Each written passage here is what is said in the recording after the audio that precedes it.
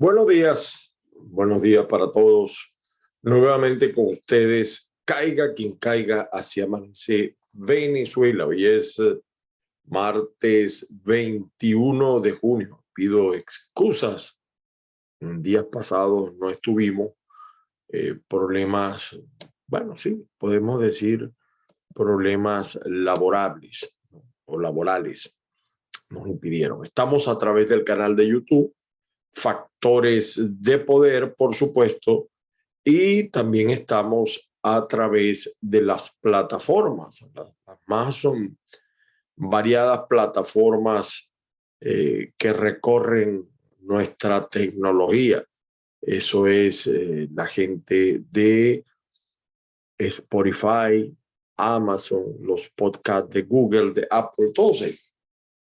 Bueno, señores, gracias también a la gente que nos sintoniza, nos oye a través del streaming, avilaradioonline.com. Y por supuesto también saludos a la gente de Net Noticias y Caiga Quien Caiga CQCTV, la gente de TikTok, de Twitter y de Facebook.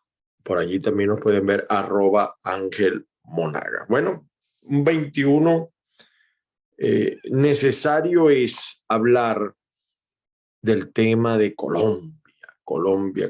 Ya pasó un día de del alboroto, es decir, del alboroto inicial. Las elecciones fueron el domingo, ya hoy es martes, y evidentemente que algunas cosas han cambiado, ¿no?, en Colombia, y van a seguir cambiando. Y vamos a seguir observando situaciones, vamos a decir, yo no soy, yo les voy a decir algo, yo no soy fatalista, no creo. Yo tengo mis observaciones sobre el proceso, hice todo lo posible desde mi punto de vista como comunicador para que no ganara el señor Petro. Pero esa decisión correspondía, por supuesto, al electorado colombiano y votó por el señor Petro en contra, es decir, no votó a favor del señor eh, Hernández, ¿no?, que era lo que esperábamos muchos que sucediera. Y lamentablemente, yo siempre digo que en política no pasa muchas veces lo que uno quiere que pase, sino lo que tiene que pasar. Y eso pasó precisamente en Colombia. Ahora, yo no soy fatalista porque hay muchas cosas que aún están por, vamos a decir, por suceder en Colombia. Primero, no es exactamente un triunfo de Petro. Yo creo que analizarlo de esa manera es obviar un pasado, es obviar una historia.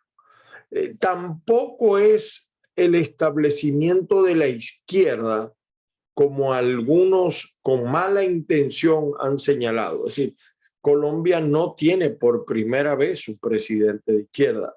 Desde el punto de vista estrictamente ideológico, han sido muy pocos, yo diría que hasta inexistentes, gobiernos de carácter liberal en Colombia. Quizá Pastrana, quizá porque ni siquiera el propio Uribe, cuando uno ve los documentos de formación de sus principios ideológicos, se percata inmediatamente de esa situación. Así que no es exactamente una situación de izquierda, no es la primera vez, ni es un socialismo chavista. Es decir, aún no conocemos nosotros el verdadero Petro. La luna de miel va a durar algo, porque igual ha pasado en otros países. Pero hay muchas preguntas, muchas dudas. Por ejemplo, ¿dejará el señor Petro el odio, como él dijo en la campaña, y se acercará, por ejemplo, a Álvaro Uribe Vélez, que fue el gran castigado de la jornada previa? Es decir, después de la primera elección, el gran castigado fue Álvaro Uribe. Empieza Petro a hablar, hay ciertamente hay algunos parecidos con el lenguaje con el que comenzó Hugo Chávez, cuando eso de que va a salvar la humanidad, etcétera. Mire, ojalá el socialismo que está llegando a Colombia sea un socialismo como el de Felipe González en España, por ejemplo, o el socialismo europeo, que en líneas generales ha gobernado bien en Europa, ¿no? Sí, valga la cacofonía del término. No sabemos qué clase de socialismo, si va a ser un socialismo cercano al chavismo o al castrismo, allí sí la cosa va a ser dura, pero va a ser muy dura para Petro porque la sociedad colombiana no es la sociedad venezolana. La tradición democrática de Colombia es muy fuerte. Las Fuerzas Armadas son institucionales y tienen un alto grado de credibilidad en Colombia. Además que la cultura política de los colombianos es mucho de mayor formación que la cultura política de Venezuela. Petro gana con el 50,44, es decir, fue un final de fotografía por una lengua, dirían los hípicos. En la foto, por una lengua. No fue como Chávez, cuando ganó en 1999, Chávez, en 1998, diciembre de 1998, dio una pela Chávez a todos los demás, a pesar de que en enero del 98 perdía con el 4, el 6% en diciembre. Tuvo Chávez, creo que ganó con el 56, 57, pero no es sino la diferencia que le sacó a sus rivales más cercanos como Irene Sáenz, Alfaro Ucero, Salas Romer. Entonces, aquí hay un triunfo pequeño, vamos a decir, de escaso margen.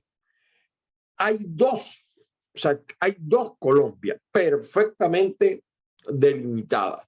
Y fíjense, cosa curiosa, que los dos candidatos con opción en segunda vuelta vienen de la cultura local.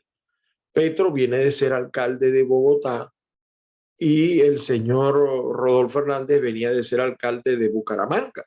Entonces, fue una elección bastante distinta a la que presenciamos en Venezuela. Por ejemplo, aunque similar en cuanto a la experiencia política. Salas Romer venía de ser gobernador, un gobernador exitoso.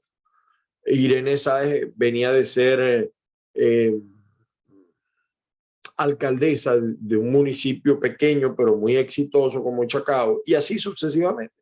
Los demás eran políticos de vieja data. En consecuencia, no es igual el caso venezolano, pues Chávez dio una pela. Petro ganó por décimas, por un final de fotografía, pues como estamos diciendo. ¿Qué ventajas tuvo el señor Petro? Y eso ha sido tradición en la izquierda latinoamericana. Repite el resentimiento. Supo vender ese odio hacia su rival. Es decir, un señor Rodolfo Hernández que no se ubicó en espacio y tiempo, lo mostraba a Petro como un millonario, como un rico, cosa que más bien debe ser un halago, porque es un señor que declaró $100 millones de capital. O sea, hubiese llegado a gobernar y no hubiese llegado hacer rico o más ricos algunas élites que sí acompañaron y acompañan al señor Petro. Eh, y fíjese que Gustavo Petro, hay una frase que decía, creo que Kennedy, no me crean exactamente, pero creo que fue el señor que fue presidente de Estados Unidos, John F. Kennedy, John Fitzgerald Kennedy, se puede ganar con el 50%, pero no se puede gobernar con el 50%. O sea, Petro necesita un mayor piso político. Y es allí donde la clase política colombiana tiene que demostrar de verdad que tiene clase, que sabe de política, que tiene fundamento y que quizás el revés que tuvieron ahora fue producto de 60 y tantos años de desigualdad social en Colombia. En Colombia hay una gran desigualdad social. En este programa lo tratamos varias veces. En nuestra columna nosotros hacíamos referencia a eso y a pesar de que yo hice humanamente pues lo que yo podía hacer, porque no soy colombiano, estábamos claros que el triunfo de Petro era la primera opción. El señor Uribe, que desde mayo no hablaba, ayer habló, ayer fijó y pudiera venir un Uribe parte 2. En este momento fue muy castigado. La clase política colombiana quiso hacer de Uribe un cadáver y como siempre le digo, en política no hay muertos, lo que hay son bajos perfiles. Le va a costar mucho a Uribe mantenerse en el poder político, le va a costar. No creo que esté pensando él en una aventura, pero va a tener grandes contratiempos. El señor Duque, Iván Duque, en cifras, el señor Iván Duque no deja una Colombia mala, tiene buenas cifras. El problema es que Iván Duque creó muchas expectativas y no supo defender su gestión. Fue muy débil. Yo creo que se generó tanta expectativa que causó después depresión porque no supo vender lo que él administró y lo que él vivió. Y le faltó mucha mano dura en algunos temas que lamentablemente no cumplió. Eh, eh, Hay elementos interesantes, por ejemplo, pudiera un ex guerrillero acabar con la guerrilla, porque el problema es que dicen en Colombia para mí no hay guerrilla. En Colombia lo que hay son grupos armados que tienen poder, poder del narcotráfico, poder delictivo. Yo no veo en Colombia una guerrilla colombiana ideológica, ni siquiera marxista, leninista, que lo usan como excusa para actuar. Eh, Aparentemente el señor Gustavo Petro se acerca más al socialismo de Lula que al de Chávez, y a Lula le fue muy bien en Brasil y de paso va a volver a ganar en Brasil. Es decir, América del Sur y gran parte de América está cayendo en manos de la izquierda. La llamada derecha, que para mí no lo es como tal, tiene que revisarse. El tema ideológico ya no es el tema. Usted le habla a los jóvenes de algo que no conocieron y eso pasó en Colombia. Y la izquierda sabe apoderarse de los sueños, de las esperanzas, de los jóvenes fundamentalmente. Son especialistas en ese tema porque además el joven por naturaleza, por antonomasia, son rebeldes y la izquierda sabe muy bien utilizar eso. El señor que combatió, que se enfrentó a Petro, hubo mucha torpeza de su parte. Creo que exageró su participación en las redes. Las redes te pueden hacer popular, pero tú necesitas estructuras para consolidar el poder político Y Colombia no es Estados Unidos, ni es Inglaterra, ni es donde se maneja a través de los medios la campaña. Necesitaba el señor Rodolfo Hernández manosear un poco más al votante colombiano. Además, atacó innecesariamente el señor Rodolfo Hernández, atacó innecesariamente las estructuras de los partidos. Y de hecho, fíjense, había un argumento lógico. Todo el que no votó por Petro en primera vuelta debió votar por la opción del señor Rodolfo Hernández. Y no fue así, porque no se estableció el puente. Todo lo contrario, el señor hasta el final reiteró que él no quería saber nada de las estructuras de los partidos, etcétera, y eso tuvo un costo político, porque yo entendía que, que a él no le hacían falta las estructuras para ganar, es verdad, pero sí lo podían hacer perder. O sea, no le iban a dar el triunfo, pero sí lo pudieron hacer perder, y eso fue lo que pasó. La abstención fue altísima, creo que está en el orden del 55%, y él necesitó que salieran a votar porque él dominaba el segmento de las mujeres, el segmento de la tercera edad, y no salieron masivamente a votar, cosa que sí hizo el segmento juvenil que lo manejaba el señor Petro. Ahora, Petro tiene que resolver quiénes son sus amigos, quiénes son sus enemigos, quiénes son sus aliados, quiénes son sus rivales. Esa tarea, aunque parezca fácil, no lo es. Muchos de los que hoy están empezando con Petro, quizá en unos meses los veremos ser sus peores enemigos, porque así es la política. Yo creo pues que el éxito de Petro estuvo en que supo instrumentalizar las circunstancias para obtener un triunfo. Ahora toca revisar, ahora toca establecer, ahora toca fijar las prioridades.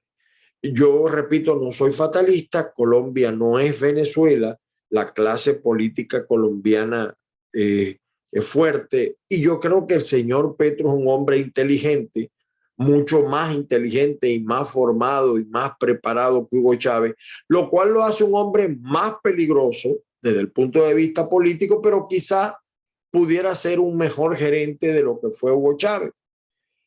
No le creo a eso de que él dice que no va a expropiar, que no va. Bueno, en Colombia además no es fácil, porque en Colombia, mal que bien, hay autonomía de los poderes, hay un ministerio público que funciona, hay unos tribunales que funcionan. Bueno, y lo vimos con el caso de Álvaro Uribe. La opinión pública colombiana es buena, es de las mejores.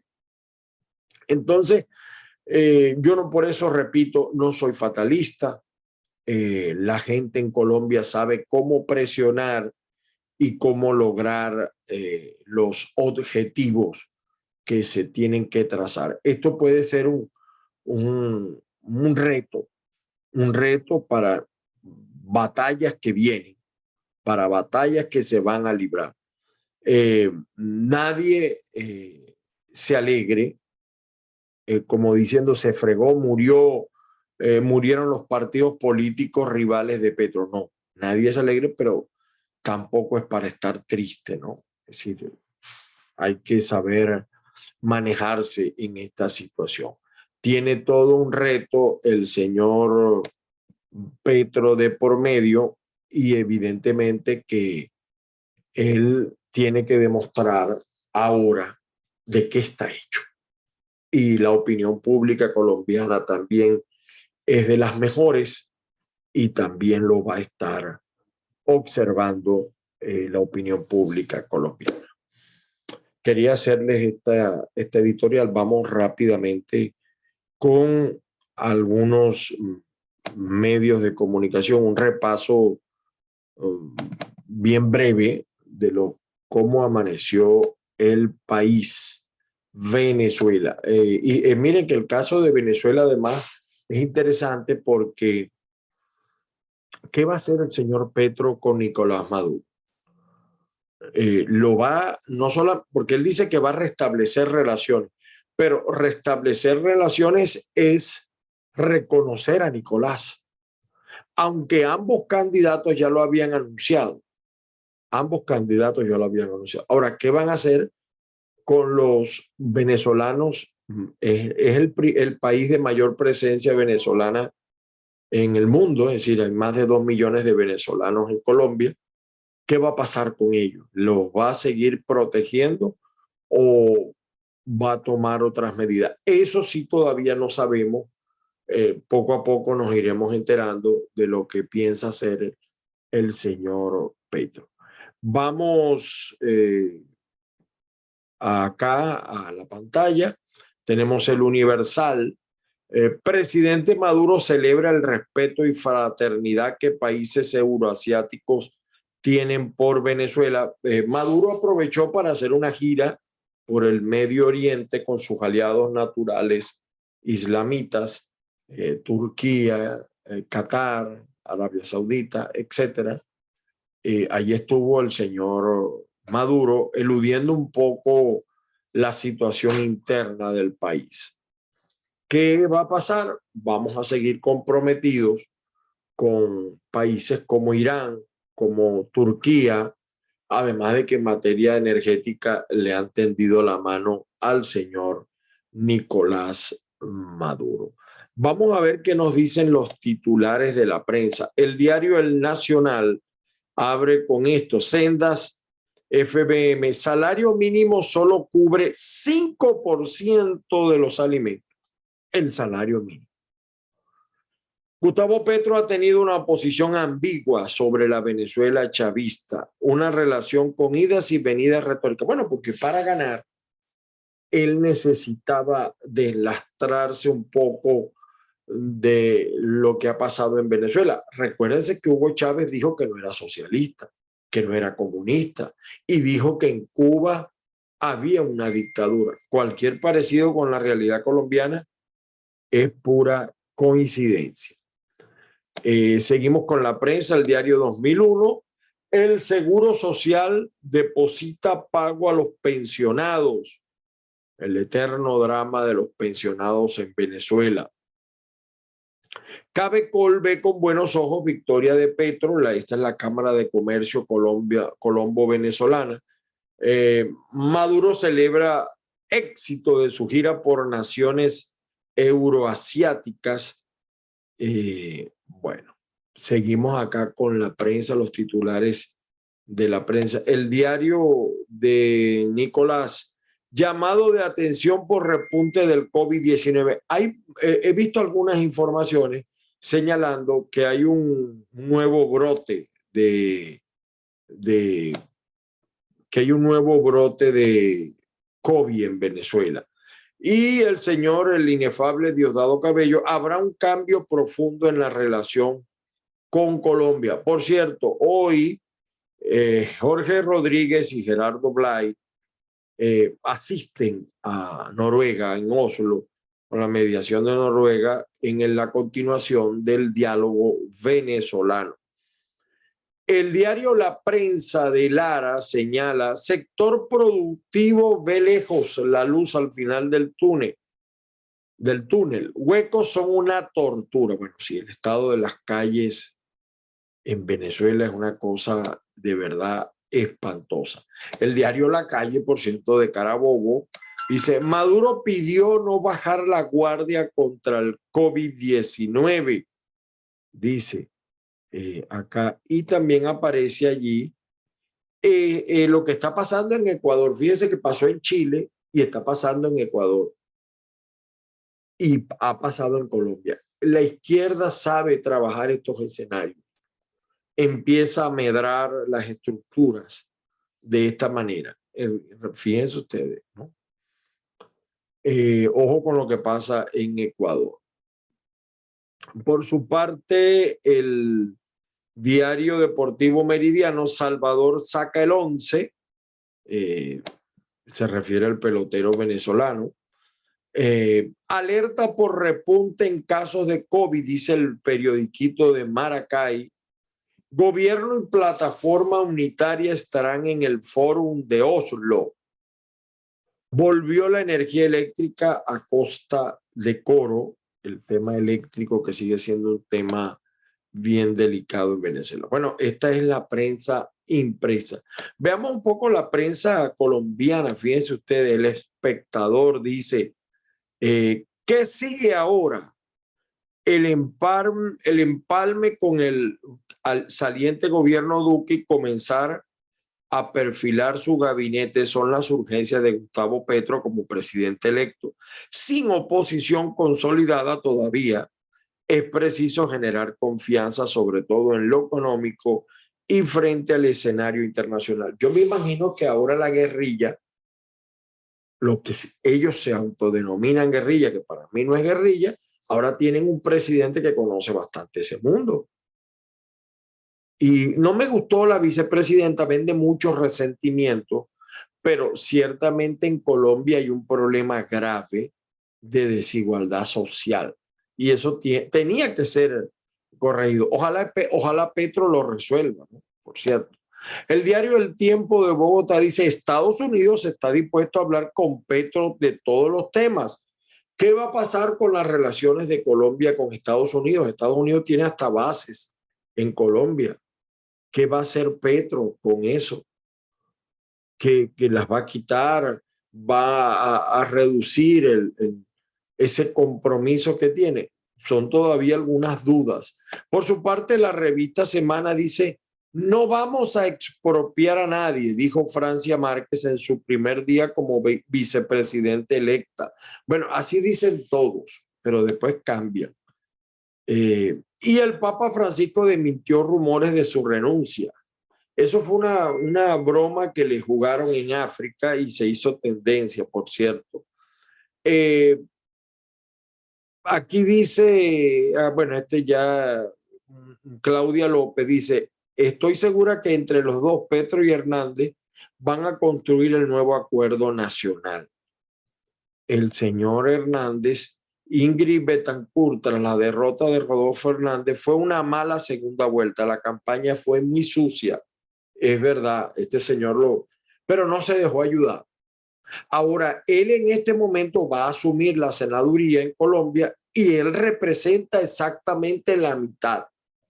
Tiene que ser muy inteligente para mantener esa mitad o para aumentarla.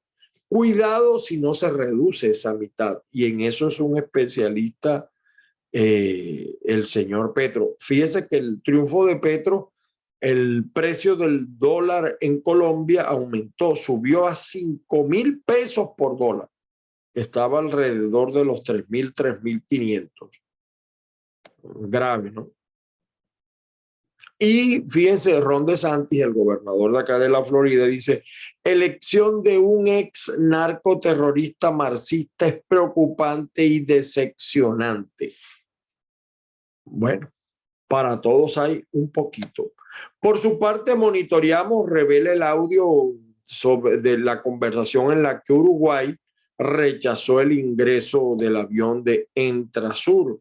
Blinken y Petro conversaron sobre cómo profundizar la relación entre Estados Unidos y Colombia. Alertan que el estadounidense preso en la DG5, Matthew Heath, intentó suicidarse. Esto es grave para el gobierno de los Estados Unidos. Grave, grave. Por su parte, El Espectador de Caracas dice, gobierno venezolano expresa su voluntad de renovar las relaciones integrales con Colombia, que hasta ahora no existían. Aquí está, Cabello afirma que el triunfo de Petro abre un nuevo espacio para el diálogo con Venezuela y el mafioso Bernal dice, victoria de Petro traerá buenos augurios para el comercio fronterizo. Guaidó dice, espero que Petro mantenga la protección a los venezolanos. Guaidó, Yo creo que pudiera Petro desconocer hasta el gobierno de Internet o el gobierno interino que tú presides. De verdad. Seguimos el diario El Universal, señala: presidente Maduro celebra el respeto y fraternidad que países euroasiáticos tienen por Venezuela. Fiscal General de Colombia pidió al presidente electo que se ciña a la ley. Va a depender de la sociedad colombiana todo eso. Vamos con Tal Cual Digital. Comercio entre Colombia y Venezuela podría triplicarse en el 2022 tras la victoria de Petro. Eso es bien interesante, ¿no? Esta situación. Bueno, el viaje de las delegaciones a Noruega en esto del diálogo. Los peligros del Darién, ahora en la selva del Darién, para los que huyen de Venezuela, la cifra crece y de verdad representa un peligro para los migrantes, especialmente los niños. Armando Info, dice el carabobeño, un turbio monopolio atraca en Puerto Cabello. ¿Quién estará detrás de eso? ¿Será un turbo monopolio del vampiro? Un acuerdo de bolipuertos con la empresa Servicios Colonial suscrito en septiembre del 2021 parece haber dado inicio a una etapa de reprivatización de las instalaciones y actividades portuarias a partir de vínculos militares, los militares beneficiándose. Por su parte, el diario La Voz dice: Ministerio Público prohibió las corridas de toros en Carora. Yo no, de verdad, tengo que confesarles algo. Una sola vez en mi vida fui a las corridas de toros y obligado. Yo no veo eso como un arte. Matar a un animal en esas circunstancias no lo veo como arte. Pero respeto porque hay también un elemento de carácter histórico alrededor. El periódico de Monagas, del estado Monagas, Cabello: triunfo de Petro cambia radicalmente relación con Venezuela. Cuidado, las he visto más feas, Diosdado, y se han casado. Sin duda se abre un nuevo espacio para la Colombia que todos queremos, no la Colombia de la oligarquía, sino la Colombia del pueblo colombiano. A mí me da una risa cuando el señor Diosdado habla de oligarquía. Oligarquía hay en Venezuela. El chavismo es una oligarquía. ¿O no es una oligarquía cómo viven las hijas de Chávez, cómo viven tus hijos, cómo viven los hijos de Nicolás, de Cilia? Eso no es una oligarquía, los lujos que viven, que se dan. Es igual a la de cualquier venezolano, pregunto yo. O sea, este hombre, yo creo que él tiene que buscar en el diccionario lo que significa oligarquía y adaptarlo a la circunstancia nacional. El informe Reporte Confidencial de Margarita dice: alertan sobre manipulación de adolescentes para actos delictivos. Es increíble el aumento de la inseguridad en Margarita. Increíble. Por su parte, el Correo del Caroní dice: Fedecámaras Bolívar disminuyen ventas y ganancias toda vez que aumentan los costos operativos de las empresas. Grave esta situación. Por su parte, La Nación, una triste noticia: localizan sin vida, muertos, 2 niños que fueron arrastrados por el río Escalante. Las lluvias, miren esto. En cualquier país del mundo, esta noticia hubiera acaparado la atención nacional. 2 niños que murieron por un torrencial aguacero. Increíble. En versión final, dice María Corina Machado: el proyecto de Petro es muy peligroso, pero es derrotable. Esto es verdad. Si la oposición colombiana no comete los errores que cometió la oposición venezolana, con la mitad del país que tiene la oposición colombiana, pueden renacer. Y la película de Petro puede ser de corta duración, pero va a depender de la clase política. A cada colombiano le extiendo, dice María Corina, mi afecto y respeto. La democracia colombiana han enfrentado enormes desafíos en el pasado y los ha superado. A partir de hoy, sus instituciones se pondrán a prueba como nunca antes y hay que defenderlas con inteligencia y coraje. Vamos a ver si se mantienen las instituciones colombianas, evidentemente. El Pitazo, por su parte, señala, fíjese, trabajadores de la salud y pensionados, morimos de hambre o por enfermedad. Escuchen ustedes parte de ese audio. Se los voy a colocar para que ustedes lo escuchen. Lo que dicen es del Pitazo, ¿no? Por si acaso. Que no seguiremos luchando por nuestro derecho. No es posible que después de 15 años de manera consecutiva recibiendo un bono de recreacional, nosotros no nos digan absolutamente nada. Ellos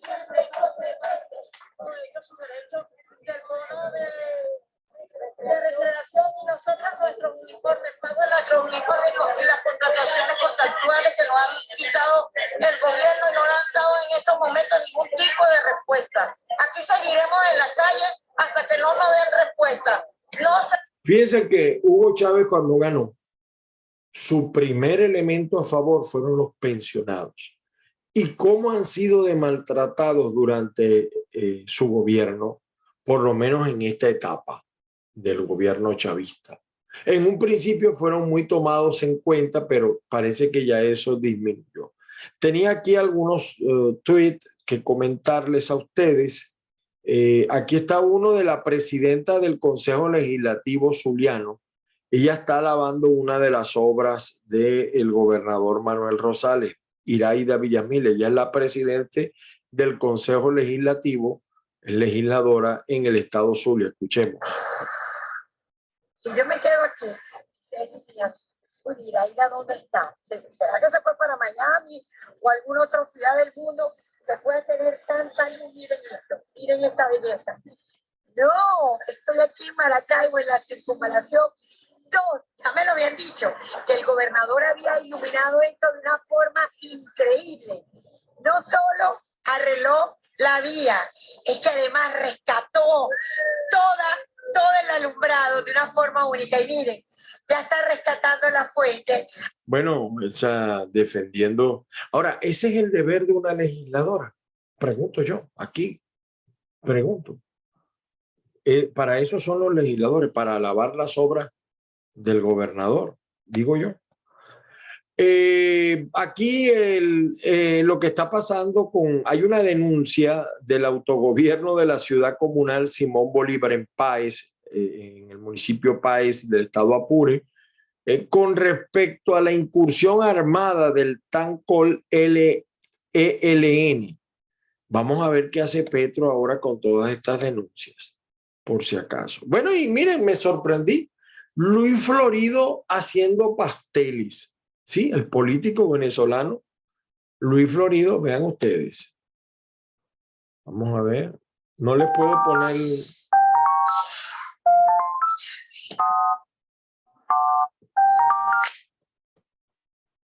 Bueno, ahí haciendo pasteles. Déjenme colocarlo acá.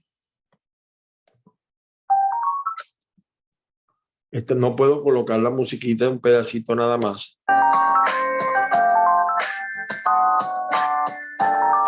Supuestamente le piden a él que haga esos pasteles y que él es famoso por hacer esos pasteles. Bueno, Luis Florido, el hombre ahora de los pasteles. Él es diputado en esto que llaman la Asamblea Nacional 2015. Bueno, y aquí está el señor Maduro entrevistado por el periodista Ghassan Bin Gido de la reconocida cadena televisiva panárabe Al Mayadén. Vean la entrevista, ahí está el señor Nicolás. Y aquí está Uribe. Desde mayo no hablaba, escuchémoslo. Colombia puede llegar a tener el peor neocomunismo de la región, porque el doctor Petro es mucho más inteligente que Chávez. El doctor Petro es mucho más inteligente que Castillo, que el presidente Fernández de Argentina. El doctor Petro es mucho más inteligente que Daniel Ortega de Nicaragua.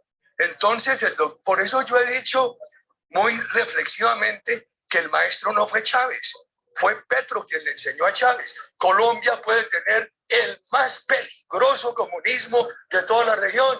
Eso que dice él es verdad. Quien enseñó a Chávez y quien colaboró en su formación fue el señor Gustavo Petro. Peligroso porque es un hombre muy preparado, el señor Gustavo Petro. Ojalá eso lo ayude a hacer un buen gobierno. Es lo que queremos todos. Y el señor Uribe tiene que replantearse su estilo porque evidentemente que sus primeros enemigos son las propias fuerzas llamadas democráticas de Colombia. Para que sepamos todos, ¿no? Por si acaso. Bueno, y fíjense, las hijas de Petro la tienen clara hacia dónde van y la tienen bien clara. Vamos a escuchar aquí un pedacito. Dale, Antonina. A ver. Aquí adelantico, por favor. Yo no sé, tendremos que ponerle música, ¿qué? Tenemos 19.000. Ay, ya me pasaste. A ver.